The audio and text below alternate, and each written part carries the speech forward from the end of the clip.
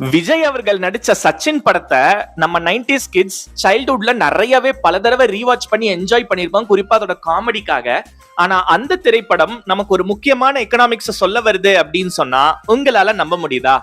ஆமாங்க, சச்சின் படத்துல விஜய் அவர்களும் ஜெனிலியா அவர்களும் பார்த்த மாத்தத்திலே ரெண்டு பேருக்கும் ஒருத்தர் ஒரு ஈர்ப்பு, ஒரு சின்ன காதல் ஃபார்ம் ஆனாலும் ரெண்டு பேருமே அதை அவ்வளவு ஈஸியா ரொம்ப எக்ஸ்பிரசிவா சொல்லவே மாட்டாங்க. நான் என்ன சொல்றது, நீ என்ன சொல்றதுங்கிற மாதிரியான ஒரு ஈகோ கிளாஷாவே அது போயிட்டு இருக்கும்.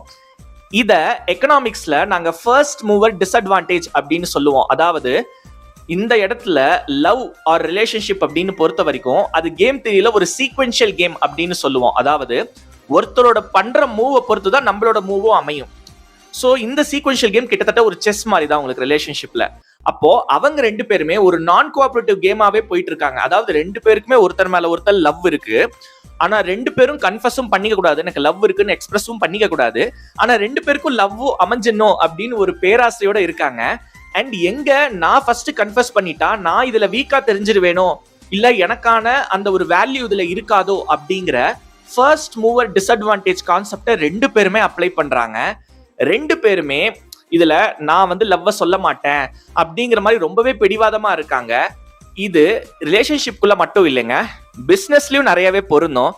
பல பிசினஸஸ் பாத்தீங்கன்னா மொத்தமாவே ஒரு புது ப்ராடக்டை கொண்டு வருவாங்க, கஸ்டமர்ஸ்க்கு அறிமுகமே இல்லாத ஒரு ப்ராடக்ட்.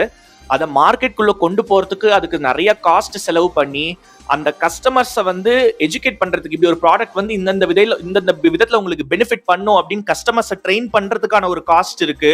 அப்ப இத்தனை காஸ்டையும் மீறி அந்த ப்ராடக்ட் அவங்க கொண்டு போறதுக்கு அவங்களுக்கு அவ்வளோ ரிஸ்க் இருக்கு. அதனாலேயே பெரும்பாலான கம்பெனிஸ் அப்படி ரொம்பவே புரட்டி போடுற புது ப்ராடக்ட்ஸை டக்குன்னு கொண்டு வர மாட்டாங்க. யாராவது ஒருத்தர் கொண்டு வருவாங்க, அவங்க கொண்டு வந்ததுல இருந்து நம்ம அந்த மிஸ்டேக்ஸ் ரெக்டிஃபை பண்ணி நம்ம இன்னும் சீக்கிரமா கொண்டு போலாம் அப்படின்னு ட்ரை பண்ணுவாங்க. இதை தான் நம்ம ஃபர்ஸ்ட் மூவர் டிஸ்அட்வான்டேஜ் அப்படின்னு எக்கனாமிக்ஸ்ல சொல்லுவோம். இதே மாதிரிதாங்க சச்சின் படத்துலயும் விஜய் அவர்களும் ஜெனிலியா அவர்களும் நம்ம லவ்வ சொல்லிட்டா வீக்கா தெரிஞ்சிருவோம் அப்படிங்கறதாலே ரெண்டு பேரும் ஒருத்தருக்கு ஒருத்தர் அந்த லவ்வே சொல்லாம நான் இது பண்ணிட்டா நம்ம வீக்கா தெரிஞ்சிருவோம், முதல்ல அவங்க சொல்லட்டும் அதுக்கப்புறம் நான் சொன்னா எனக்கு அந்த பெட்டரா நான் ஃபீல் பண்ணுவேன் அப்படின்னு ரெண்டு பேருமே இது பண்றதால கடைசியில அந்த ஏர்போர்ட் வரைக்கும் கொண்டு போய் அந்த சீனை முடிச்சிருப்பாங்க அந்த படத்துல.